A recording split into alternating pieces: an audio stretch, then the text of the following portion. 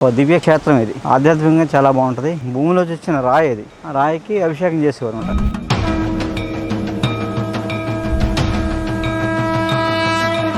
ఓం త్రయంబకం యజామహే సుగంధిం పుష్టివర్ధనం పూర్వార్కముందనాన్ ముఖ్యోముఖ్యమమత. ఓం నమః శివాయ, ఓం నమః శివాయ. హర హర మహాదేవ శంభో శంకర. హర హర హర హర పార్వతీ పతయే. శిల్పులు చెక్కిన విగ్రహం కాదు ఇది. అలాగని ఎక్కడి నుంచో రాయ తీసుకొచ్చి శిలని ఇక్కడ పెట్టింది కాదు. ఇక్కడ ఉన్న శిల ఇది. ఊడ్చేవన్నమాట. ఊడ్చేది కూడా ఊడ్చడం, అలాగే మళ్ళీ ధాన్యం కోత, కుప్పేయడం, నూర్చడం, అలా 2 ఏళ్ళు నేర్చుకున్నాను నేను సరదాగా.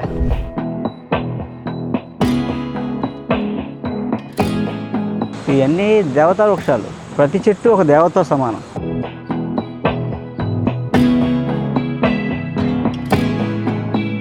అడవిలో ముళ్ళుకు భయపడినాం, రాళ్ళకు భయపడినాం, మోళ్ళు అంటాం. కొట్టేసిన మోళ్ళు ఉంటే పైకి తేలిపోయి అవి గుచ్చుకుంటే కాలు ఇరిగిపోద్ది. ఆటికి భయపడినాం. కానీ ఏమన్నా సీసా పక్కన కొట్టడం భయం నాకు. పైచి మాకు అర్థం కాదు. ఇంకో తాగేసిన సీసా పక్కన పెట్టేసిన ఎవడో చెప్తాడు. అందరూ నమస్కారం, శుభోదయం. 2వ రోజు యాత్ర ప్రారంభమైంది. కాకపోతే నిన్న రామదుర్గం దెబ్బకి మొత్తం టీం అంతా రాత్రి లేట్ అయింది. దెబ్బకి అందరికీ ఉల్లుపులు వచ్చి పడుకుని పోయారన్నమాట. కొంచెం లేట్గా బయలుదేరుతున్నాం. ఇది మా ఊరు గోవిందపురం. మా నాన్నగారు ఉన్న టైంలో మా ఊరు ఇది. మొత్తం అయితే ఇప్పుడు ఈరోజు 2వ రోజు మనకి స్టార్ట్ అయ్యామన్నమాట. దాని మిగతా దారిలో మాట్లాడుకుందాం. గోవిందపురం, జగ్గంపేట మండలం, తూర్పుగోదావరి జిల్లా. గోవిందపురం మా ఊరు. మా తాతగారి నుంచి ఈ ఊరే. పుట్టింది తెలంగాణ అయినా పెరిగింది ఇక్కడ. ఇక్కడ నుంచి మనం ఈరోజు టూర్ ఏంటంటే మా పూజాలమ్మ వనదేవత పూజాలమ్మ అమ్మవారు 200 ఏళ్ళ నుంచి చెట్టు కింద ఒక వెదురు పిడింగ్లో ఉండేది అనమాట. ఆ పూజాలమ్మ అమ్మవారు ఇక్కడ ఉన్న ట్రైబ్స్ అందరూ ఆ అమ్మవారిని పూజిస్తారనమాట అండి. అలాగే ఇక్కడ భూపతిపాలెం స్కూల్ ఉంది. ఒకప్పుడు డాక్టర్ డిఎస్ రాజు గారు అని డాక్టర్ గారు, ఆయన అప్పట్లోనే గురుకులం పెడదామని ప్రశాంతంగా బాగా నేర్చుకుంటారు ఇక్కడని. గురుకులం కోసం ఒక 125 ఎకరాలు కొని అప్పట్లో గురువుని పెట్టి ఇక్కడ గురుకులం పెట్టారు అంటే పెట్టి నడిపించారు. తర్వాత ఎడ్యుకేషన్ సిస్టమ్ మారిన తర్వాత దాన్ని గవర్నమెంట్కి హ్యాండిల్ చేస్తారు. ఆ చుట్టూ కొండలు గ్రౌండే ఉంటుంది. 25 ఎకరాల గ్రౌండ్ ఉంటుంది. పిల్లలాడుకునే గ్రౌండ్ చూద్దిరి అని ఎంత ఉంటుందో. అది అయిన తర్వాత మనం వెళ్తూ మధ్యలో కొన్ని ఆలయాలు ఉన్నాయి. అన్నీ చూసుకునేటప్పుడు నైట్ అయిపోద్ది. నైట్ మనం అక్కడ మళ్ళీ స్టే చేస్తాం. సో ఇవాళ అయితే ఈ ప్రోగ్రామ్ ఇది. ఈ మధ్యలో చాలా విషయాలు ఉంటాయి, చూద్దాం.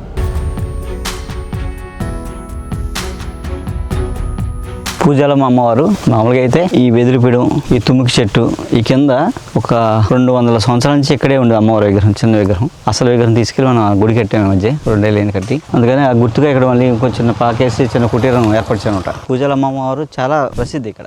ఈ ప్రాంతంలో ఎవరికి ఎప్పుడు ఏ హాని జరగలేదు. అందరికీ నమ్మకం అనమాట అండి. అమ్మవారు అంటే చాలా అందరికీ ఈ గిరిజనులందరికీ ప్రగాఢమైన విశ్వాసం. వాళ్ళకి పిల్లలు కలగకపోయినా, పెళ్ళిళ్ళు అవ్వకపోయినా, ఆర్థికంగా కానీ మానసికంగా ఇబ్బంది ఉన్నా ఇక్కడికి వచ్చి అమ్మవారిని కొడుస్తారు అంటండి. అమావాస్యకి పౌర్ణమికి వస్తారు ఈ గిరిజనులందరూ. ఇదంతా ఫారెస్ట్ అనమాట, ఫారెస్ట్ ఏరియా. అలా ఇదంతా ఒక మంచి డివైన్ ఎనర్జీ ప్లేస్ అనమాట అండి. అలా ఏంటంటే ఈ ఊరికి మాకు మా పూర్వీకుల నుంచి మాకు ఒక మంచి అనుబంధం ఉందండి. ఎందుకంటే ఇది మా ఊరు విశేషం. అసలు విగ్రహం అమ్మవారు, పూజాలమ్మ అమ్మవారు అసలు విగ్రహం ఇది అనమాట. చెట్టు కింద విగ్రహం ఇది. చాలా సంవత్సరాలుగా ఉంటే ఇక్కడ తీసుకొచ్చి పెట్టాం. ఇక్కడ ప్రతి అమావాస్య, పౌర్ణమి, పూజ, అభిషేకం, హోమం, అలాగే సంతానం లేని వాళ్ళకి ప్రత్యేకంగా చేస్తారన్నమాట. చేయించుకోవచ్చు. మామూలుగా సంతానం లేని వాళ్ళు, అలాగే చర్మవ్యాధులు ఉన్న వాళ్ళు. మేము కూడా మా తాతగారి అప్పటి నుంచి కూడా ఎవరైనా పేషెంట్ వస్తే మందు ఇచ్చి ఇక్కడికి వెళ్ళి రమ్మనేవారు. ముందు పూజలందరికీ వెళ్ళి మొక్కుని రండి, మందు ఇస్తానేవారు. అంటే అమ్మవారి మీద నమ్మకం. అలా చాలామందికి ఇక్కడ మొక్కుంటే సంతానం కలిగిన వాళ్ళు ఉన్నారు. ఇప్పటికీ చెప్తారు అమ్మవారు వాళ్ళ సంతానం కలిగిందని ఎంతోమంది చెప్తుంటారు మాకు. పూజాలమ్మ ఇక్కడ వనదేవత అనమాట. పూర్తిగా ఇక్కడ గిరిజనులు ఆరాధ్య దైవం. ఈ పువ్వులు ఏంటంటే విశేషం ఏంటంటే అమ్మవారికి చాలా ప్రీతికరమైన పువ్వు అనమాట. ఈ వనదేవతలకి చాలా ప్రీతికరమైన పువ్వు మంకెన పువ్వు అంటారు. మంకెన పువ్వు అంటారు. ఈ పువ్వు విశేషం ఏంటంటే అమ్మవారికి మధ్యాహ్నం నైవేద్యం పెడతారు. ఇక్కడ ఈ ఆచారం ఏంటంటే మధ్యాహ్నం వచ్చి నైవేద్యం పెడతారు. పొద్దున్న పూజ చేసి కొబ్బరికాయ పెట్టినా ఆ నైవేద్యం అన్నది ఉండి మధ్యాహ్నం నైవేద్యం పెడతారు. ఇది మధ్యాహ్నమే పూర్తిగా విచ్చి కొడతారు అనమాట అండి. అన్ని పువ్వులు ఉదయాన్నే విడుస్తాయి, కొన్ని పూలు సాయంత్రం విడుస్తాయి. కానీ ఈ పువ్వు మధ్యాహ్నం విడుస్తాయి అనమాట. కరెక్ట్గా నైవేద్యం పెట్టే టైంకి అన్ని పువ్వులన్నీ విచ్చుకుంటాయి అనమాట. అందుకు దీన్ని మంకెన పువ్వు అంటారు. పాత సినిమాల్లో ఈ పువ్వు మీద మంచి పాట కూడా ఉంది ఆలయాల్లో. ఇవన్నీ పవిత్ర వనాలంటే అర్థం ఇదే అనమాట అండి. వినాయకుడికి గరికి ఎలాగో, శివుడికి మారేడుపత్రి ఎలాగో, అలాగే విష్ణుమూర్తికి తులసి ఎలాగో, అలాగే అమ్మవారికి చాలా ప్రీతికరమైన వెంకన్న పూలు అన్నమాట. ఈ పూలతో పూజ చేస్తే బంగారం పూలతో పూజ చేసినంత ఫలితం అని చెప్తారు అన్నమాట. ఈ ఇక్కడ నర్సరీలు ఏం దొరకవు, ఈ అడవుల్లో ఉంటాయి. ఇవి మనం తెచ్చి వేసాం అక్కడ అక్కడ ట్రైబ్స్ డెవలప్ చేస్తారు ఈ మొక్కలు కూడా. అమ్మవారి గుడిలో వేసుకోవచ్చు, మీరు కూడా ఇంట్లో కూడా వేసి అమ్మవారికి పూజ చేసుకోవచ్చు.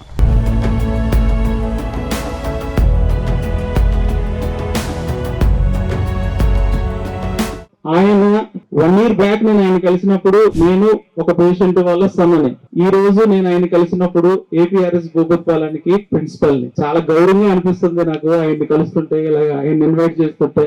వెరీ హ్యాపీ సార్, నిజంగా మాటలు రావట్లేదు, చాలా సంతోషం సార్. మీరు ఈ ఊరు వాళ్ళు అవటం, ఈ అడవి ప్రాంతంలో ఉండడం, సో మీ పూర్వీకుల నుంచి మీరు ఆయుర్వేదాన్ని ఆ జ్ఞానాన్ని సంపాదించడం, ఇక్కడ ఉన్న వాళ్ళందరికీ పంచిపెట్టడం, ఇక్కడ ఉన్న వాళ్ళందరికీ కూడా ఆయుష్ని ఆరోగ్యాన్ని ఇవ్వటం, ఇక్కడ ఉన్న వాళ్ళకే కాకుండా యావత్ తెలుగు రాష్ట్రాల్లో ఉన్న వాళ్ళందరికీ కూడా చాలా మంచి ఆరోగ్యాన్ని ఇవ్వటం. ఆయన కలిస్తే చాలు, ఆయన ఒక్క మంది ఇస్తే చాలు తగ్గిపోతుంది అని నేను చాలా మందితో మాట్లాడాను. అక్కడ పెద్ద పెద్ద డిస్క్ ప్రాబ్లమ్స్ ఉన్న వాళ్ళు, పెరాలసిస్ ఉన్న వాళ్ళు, చాలా మంది క్యాన్సర్ పేషెంట్స్, ఇలాంటి వాళ్ళందరికీ కూడా ఆయన చాలా చాలా చాలా సేవ చేస్తున్నారు. ఆయన sir is doing service, is doing a real service to the society in the form of giving natural medicines to the human people, human bodies. అది నిజంగా చాలా గర్వకారణం మనందరికీ. ఆయన మన ఏరియా ఆయన అవ్వడం మనం ఇంకా చాలా సంతోషంగా ఫీల్ అవ్వాల్సిన విషయం.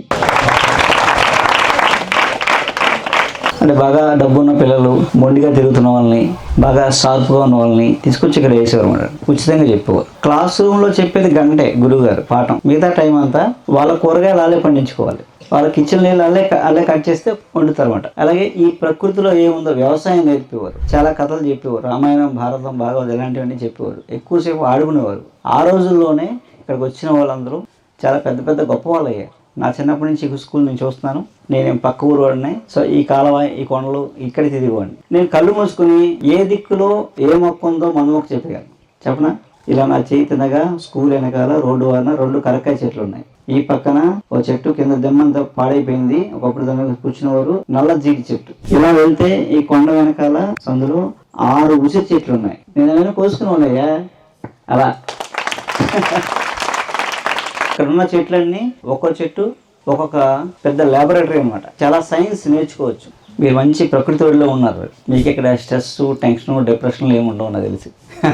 చాలా విశాలంగా ప్రశాంతంగా బాగా ఆడుకుంటారు. గ్రౌండ్లో సరదాగా చిన్న గిఫ్ట్ తెచ్చాను మీకు. చిన్నది గిఫ్ట్ అని అనకూడదు, క్రికెట్ కిట్ ఊరికే వస్తున్నారు కదా అని తెచ్చాను. మనం ఏంటంటే ఎక్కడున్నా కొంచెం వంట వైద్యం నేర్చుకోవాలి. అందులో మనం ప్రకృతిలో ఉన్నాం కాబట్టి ప్రతి మొక్క గురించి తెలుసుకోవాలి. మొక్క ఏంటి, దాని పేరేంటి, అది ఎందుకు పనిచేస్తుందో తెలిసిందనుకో ఎప్పటికప్పుడు ఎక్కడ చోట ఉపయోగపడుతుంది మనకి. అయితే ఇంకోటి చెప్తాం, మనం స్కూల్ అంటే ఆలయంలాగా అన్నమాట. ఇక్కడ చాలా నేర్చుకోవచ్చు. ఇంకోసారి వస్తాను తప్పకుండా. సరదాగా ఉన్న వాళ్ళందరికీ మొక్కలు చెప్తాను, బాగుంటాయి, చాలా సరదాగా ఉంటాయి వినడానికి.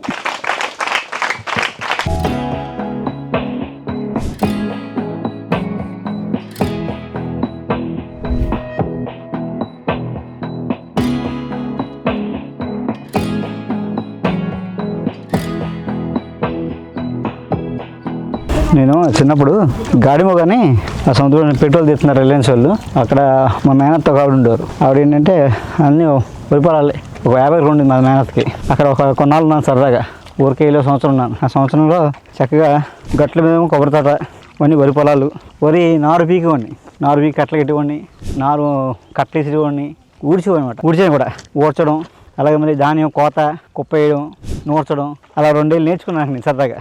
అలాగే అలవాటు ఉంది నాకు. ఇప్పుడు ఏంటంటే కొన్నాళ్ళకి ఈ కనుమరుగైపోద్ది, వ్యవసాయం కనుమరుగైపోద్ది. మనం ఇప్పుడు మనుషులు వ్యవసాయం చేస్తున్నాం మనం. అలాగండి. మీరు ఊడుతున్నారు, మీ పిల్లలు ఊడుతారా?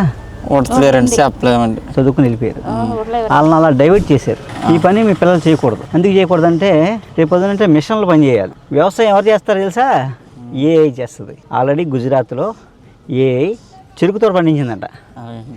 అది దౌర్భాగ్యం. అంటే ఇప్పటికే చదువుకున్న ఉద్యోగాలు లేవంటే ఇప్పుడు ఈ పని చేసినప్పుడు జాబులు ఉండవు.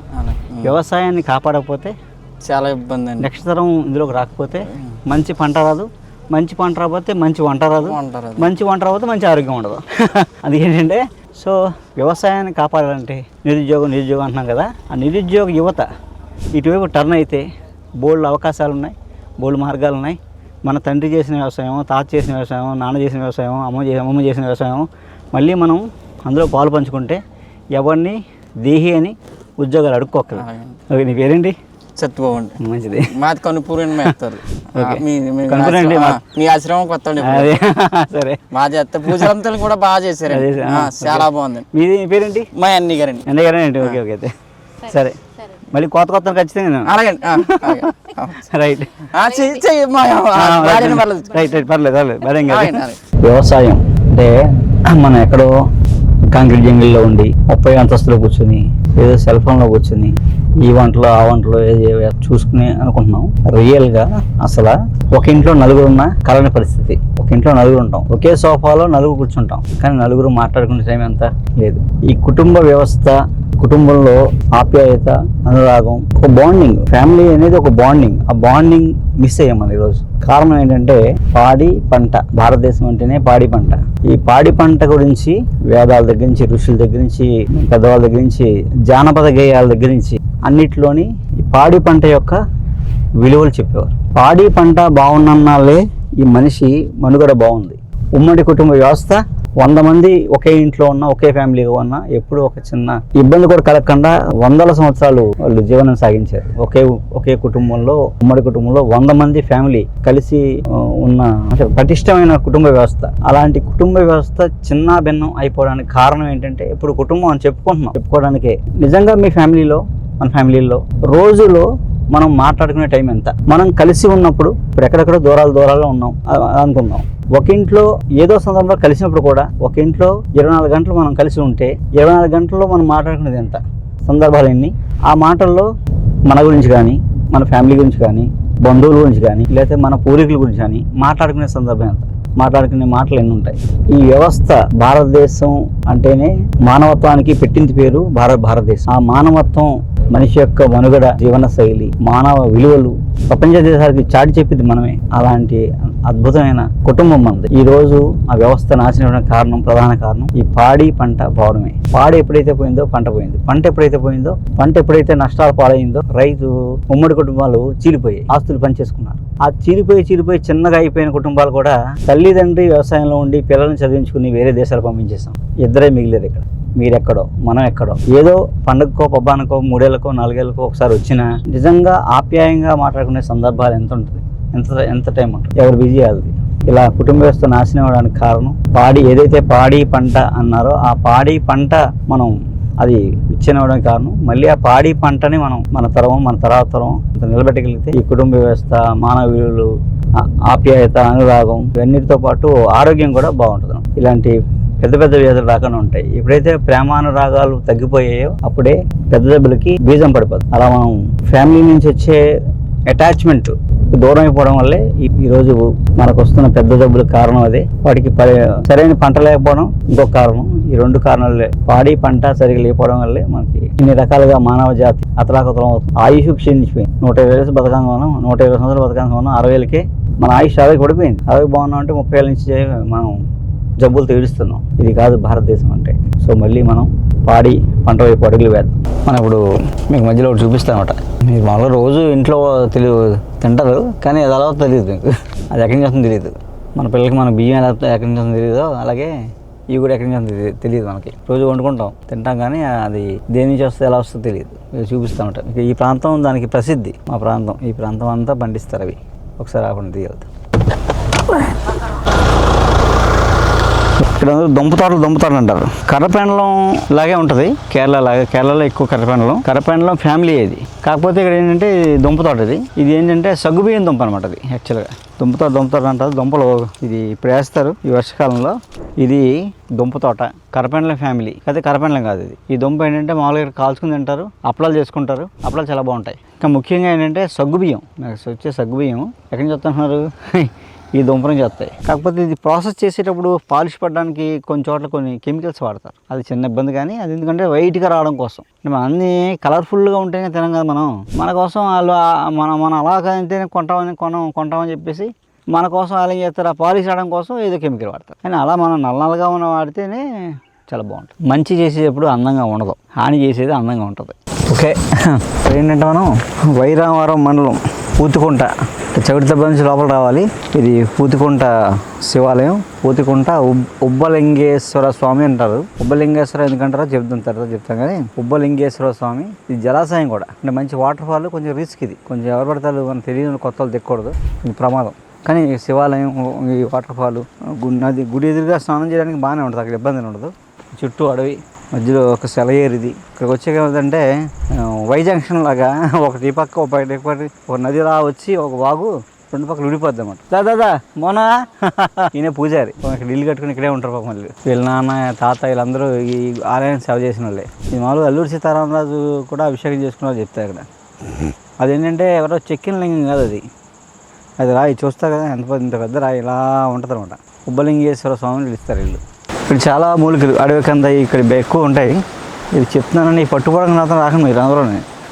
ఓకే, చూడడానికి గుర్తుపడడానికి ఇక్కడ బాగుంటుంది. చాలా మొక్కలు గుర్తించవచ్చు ఇక్కడ మనం. అన్నిటికన్నా ఒక దివ్యక్షేత్రం ఇది. ఆధ్యాత్మికంగా చాలా బాగుంటుంది. మనం ఏదైనా పౌర్ణమి అప్పుడు వస్తే అసలు అద్భుతం అనమాట. ఇంకా బ్రహ్మరాంబిక అమ్మవారు, ఉబ్బలింగేశ్వర స్వామి ఇలా ఉంటాయి. కార్తీక మాసంలో జనం బాగా వస్తారు. శివరాత్రి కూడా చాలా ఎక్కువ మంది వస్తారు. మామూలుగా అంటే ఒక భూమిలో వచ్చిన రాయి అది. ఆ రాయికి అభిషేకం చేసేవారు అనమాట. తర్వాత వీళ్ళు ఇచ్చిన గుడి కట్టుకున్నారు. దీనికి గోపురం ఉండదు. ఆ రాయి చాలా కనిపిస్తుంది కానీ జారిపోద్ది అనమాట. అందులో అడుగు పెట్టామంటే నాచు అంతా అక్కడ జారామంటే పోతాం ఎక్కడికో. అలా అటుపక్క ఒక వాగు ఉంటుంది. వేసవికాలంతో అటు కూడా వెళ్ళచ్చు, చాలా బాగుంటుంది. ఇక్కడ సూర్యోదయం సూర్యాస్తమయం కూడా చాలా భలే ఉంటుంది ఇక్కడ. అంటే నిజంగా మనం ప్రకృతి ఒడిలో ఉన్నట్టు ఉంటుంది ఇదంతా కూడా. ఇక్కడ పెద్ద వాగు పైనుంచి ఇలా వచ్చి వచ్చాక వై జంక్షన్లో విడిపోద్ది అనమాట. ఇది ఒక వాగు ఇలా పడుతుందా, అటుపక్క ఇంకో వాగు వెళ్ళిపోతుంది. అది అలా పైనుంచి పెద్ద వాటర్ ఫాల్. ఇది కొంచెం రిస్క్. ఇది అడుగు పెట్టిన జారి పడిపోతాం అన్నమాట, నాచు. కానీ ఇక్కడ ఇలా దిగి ఇక్కడ స్నానం చేసి ఈ వారం ఇక్కడ వరకే పర్మిషన్, అంత లోపలికి వెళ్ళకూడదు. ఇంకా వర్షం వచ్చి వరద వస్తే మన పెద్ద అంతా మునిగిపోద్ది. ఇక్కడ దాకా వెళ్ళిపోద్ది వాటర్. చాలా మొక్కలు ఉంటాయి ఇక్కడ. మందు మొక్కలు, వర్షం మొక్కలు, దేవతా వృక్షాలు. ఇంకో విచిత్రం, ఆ వై జంక్షన్ అలా వెళ్ళింది కదా, వాటర్ ఆటో వాగింది కదా, ఇటు ఈ రెండు మళ్ళీ అక్కడ కలిపితే ముందుకెళ్ళి కలుస్తాయి, రెండు కలుస్తాయి. భలే ఉంటుంది. ఓం త్రయంబకమహే సుగంధిం పుష్టివర్ధనం పూర్వారుపమివందనాన్ ముఖ్యమానుతాత్. ఓం నమః శివాయ, ఓం నమః శివాయ. హర హర మహాదేవ శంభో శంకర. హర హర హర హర. తచ్చంజోరావృణీమహే గాతుం యజ్ఞాయ గాతుం యజ్ఞపతయే. దైవీ స్వస్తిరస్తు నః స్వస్తిర్మానుషేభ్యః. షణ్ణో అస్తు ద్విపదే షణ్చతుష్పదే. ఓం శాంతి శాంతి శాంతి. సహస్రాక్షసహస్రపాత్ స భూమిం విశ్వతో ఉత్వా అత్యతిష్టదశాంగుళం. పురుష ఏవేదగం సర్వం యద్భూతం యచ్చభవ్యం. ఉతామృతత్వస్యేషానః ఇదన్నేనాతిరోహతి. ఏతావానస్య మహిమా అథో జాయామంచ పురుషः. దేవా అగ్రేతబ్రోన్ యస్వయం బ్రాహ్మణో విద్యాత్. ఓం నమః శివాయ. హర మహాదేవ్ శంభో. హర హర హర మహాదేవ్. ఓం నమః శివాయ. ఓం నమః శివాయ. హర మహాదేవ్ శంభో. లోకా సమస్తా సుఖినో భవంతు. లోకా సమస్తా సుఖినో భవంతు. లోకా సమస్తా సుఖినో భవంతు. ఉబ్బలింగేశ్వర స్వామిని పిలుస్తారు. ఇదేమి ఎవరో శిల్పులు చెక్కిన విగ్రహం కాదు ఇది. అలాగని ఎక్కడి నుంచో రాయ తీసుకొచ్చి శిలని ఇక్కడ పెట్టింది కాదు. ఇక్కడ ఉన్న శిల ఇది ఇలాగే ఉండేది. చుట్టూ అడవి ప్రాంతం ఇది. ఇలా ఉన్న శిలకి వీళ్ళు అభిషేకం చేసుకుంటారు. ఇక్కడంతా గిరిజన ప్రాంతం ఇది. వీళ్ళంతా గిరిజనులే. వీళ్ళు శివుడిగా కొలుస్తారు. ఉబ్బలింగేశ్వర అనే పదానికి కూడా వీళ్ళకి అర్థం చెప్తారు. ఈ గడ్డ ఉబ్బుద్ది అనమాట. గడ్డ వర్షాకాలంలో సడన్గా ఉబ్బుద్ది అనమాట. ఇలా పెరగడానికి ఉబ్బున ఉంటుంది. ఆ ఉబ్బినప్పుడు ఇక్కడ వరకు వస్తాయన్నమాట. అందుకని ఉబ్బలింగేశ్వరం అని చెప్తారంట. అది ఉబ్బలింగేశ్వర అనేది. ఈ ఉబ్బలింగేశ్వర స్వామి మీద చాలా మందికి భక్తి విశ్వాసాలు ఉన్నాయి. ఇది అల్లూరి సీతారామరాజు కూడా ఇక్కడ అభిషేకం చేసుకున్నారు ఈ శివుడికి అని చెప్తారన్నమాట. ఇక్కడే స్నానం చేసి ఇక్కడ అభిషేకం చేసుకున్నారు అని చెప్తారు. అల్లూరి సీతారామరాజు చెప్తాం కదా, ఉపాసకుడు, దేవుడి ఉపాసకుడు. అంటే భక్తి, ఆయన వాస్తు, జాతకాలు, ముహూర్తాలు పెట్టడం అన్నింటిలోనే ఆరితేరిన వ్యక్తి ఆయన. అందుకే ఈ అటవీ ప్రాంతంలో ఆయన అందరికీ ఒక మన్యం వీరుడు, విప్లవకారుడు అని తెలుసు. కానీ ఆయన ఇక్కడ గిరిజనులకి చాలా ఆరాధ్య దైవం. మామూలుగా ఆయన ఒక దేవుడిగా కొలుస్తారు అన్నమాట. ఇది కూడా కర్మవిపాక ప్రదేశమే. ఇక్కడ వస్తే కొన్ని కర్మలు పోతాయి. ఈయన ఈ ఆలయం పూజారి. వీళ్ళు ఇక్కడే ఉంటారు. మీరు ఎప్పటి నుంచి? మీ తాతగారా? తాతగారి నుంచి నాన్నగారు. మీరు మేము ఇక్కడే ఉంటారు. మీరు గుడికి చూసుకుంటారు. ఇంకా ఇక్కడే ఉంటామండి. ఇక్కడే వీళ్ళేం పొద్దున్నే 360 రోజులు ఇక్కడ సేవ చేస్తారండి. ఏమి వచ్చేది ఏమి ఉండదు. కార్తీక మాసం ఏమైనా అనుకుంటే మళ్ళీ ఏవో జనం వస్తారు, అంతా గోల్మల్ సేవ చేసేదంతా వీళ్ళే. కానీ వీళ్ళకి ఏమి ఉండదు.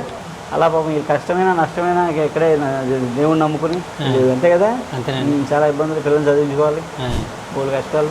ఈ ఆలయం ఇంత శుభ్రంగా ఇంత ఇంకా ఉంది అంటే వీళ్ళే కారణం. ఇలాంటి మనం ఆలోచించాలి. మనం చేద్దాం, నేను చేసి పెడతాను. నాకు కొంచెం పనులు బిజీలు రావట్లేదు. అలాగే ఈ కార్తీక మాసం కల్లా ఏదో ఒకటి పని చేద్దాం, అన్న పని చేసేద్దాం. అలాగే ఆవు ఒకటి అడిగావు నువ్వు, ఆవు నేను పంపిస్తాను. ఈ 10-15 రోజుల్లో నేను ఆవు పంపిస్తాను ముందు. అలాగే అలాగే పాలసీ పంపిస్తాను. మొన్న ఈనింది పంపిస్తాను. అలాగే అలాగేనా? రైట్. అడవిలో ముళ్ళుకు భయపడినాం, రాళ్ళకు భయపడినాం. మోళ్ళు అంటాం, కొట్టేసిన మోళ్ళు ఉంటే పైకి తేలిపోయి అది గుచ్చుకుంటే కాలు ఇరిగిపోద్ది. ఆటికి భయపడినాం. కానీ ఏమన్నా సీసా పగలగొట్టే భయం నాకు. పైచి మాకు అర్థం కాదు. నీకు తాగేసిన ఫోన్ సీసా పక్కన పెట్టేసిన ఆవిడ చెప్తాడు. చెత్త కొట్టేసి వెళ్ళిపోతే ఏమన్నా ఫ్రెష్ చేసిన బాటిల్ మీద తాగేసిన తర్వాత బాటిల్ ఫ్రెష్ చేసిన నాకేంటో అర్థం కాదు. ఇవన్నీ దేవతా వృక్షాలు. ప్రతి చెట్టు ఒక దేవతతో సమానం, ఒక దేవుడితో సమానం. ఇది పుత్తూరు జలాశయం అని మామూలుగా వాడుక భాషలో, కానీ అసలు దీని పేరు పెద్దేరు. అంటే పెద్దగా ఉంటుందని పెద్దేరు అంటారు అనమాట. ఇది ఎక్కడ ఒరిస్సా బోర్డర్ నుంచి వస్తుందని చెప్తారనమాట. పెద్ద పెద్ద పర్వత శ్రేణుల నుంచి పర్వతాలు లోయలన్నీ తిరిగి ఇక్కడికి వస్తూ ఉంటాం. 150-100 కిలోమీటర్ పైనే సుమారు నుంచి వచ్చి ఇలా కిందకి ఇలాగా మనకి అలా అడవి నుంచి అలా ఏరేశ్వరం ప్రాజెక్ట్కి వెళ్ళిపోతారు అనమాట నీరు. అలాగే చుట్టుపక్కల చాలా ఇదంతా గిరిజన ప్రాంతం. చాలా కొండల మీద చిన్న చిన్న ఊళ్ళు ఉంటాయి.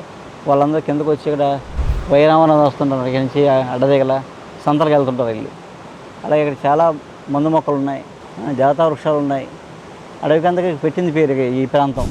ఎక్కడ అదొక ఇక్కడే 100 మొక్కలు ఉంటాయి. అలాగే మగసిరి గడ్డలు ఇవన్నీ బోల్డ్ ఉంటాయి ఇక్కడ. అడవి ద్రాక్ష, సోమిద, అడవి మామిడి మొత్తం మీద ఈ నది మొత్తానికి ఇక్కడ ఈ పెద్దరికి ఇది మంచి అంటే విహారయాత్ర రావచ్చు అనమాట. విహారయాత్రలాగా సైట్ సీయింగ్లా బాగుంటుంది. ఇక్కడ మంచి ఫొటోస్ కానీ బాగుంటాయి. సూర్యోదయం భలే వస్తుంది ఇలా అందులోంచి. అలాగే సూర్యాస్తమయం కూడా చాలా బాగుంటుంది ఇక్కడ. రాయి మీద కూర్చుంటే ఇక్కడ పౌర్ణమి ధ్యానానికి అద్భుతమైన ప్లేస్ ఇది. పౌర్ణమి ధ్యానానికి చాలా అద్భుతమైన ప్లేస్ అనమాట. బాగుంటుంది. ఇలా వాగు అక్కడ ఇటు నుంచి నడిచి ముందుకెళ్తే బాగుంటుంది. ఈ మాత్రం లోతులో నడిచి వెళ్ళచ్చు. అలా అంతా ఇసుకే, దాన్ని కలుస్తుంది అనమాట. అటు బాగా డేంజర్, అటు వెళ్ళకూడదు. ఆ పక్క కొంచెం ప్రమాదం, జాగ్రత్తగా ఉండాలి. వేసవకాలం అయితే ఈ నీళ్ళు ఉండవు, దాటి వెళ్ళిపోవచ్చు. ఈ రాయి మీద నేను వేసవకాలం వస్తే నైట్ ఉండొచ్చు అనమాట, దోమలు ఉండవు. అలా ఏంటంటే ఈ పూతుకుంట ఇది మాత్రం చాలా మంచి సందర్శన. నేను ప్రతి కార్తీక మాసం ముందే వచ్చి చూసి వెళ్తుంటాను అనమాట. మామూలుగా వచ్చి వెళ్ళిపోతుంటాను. ఒకసారి ఆయన ఉంటాడు ఉండరు, అలాగే పనికి వెళ్తారు పాపం. అయినా నేను మామూలుగా వచ్చి వెళ్ళిపోతాను.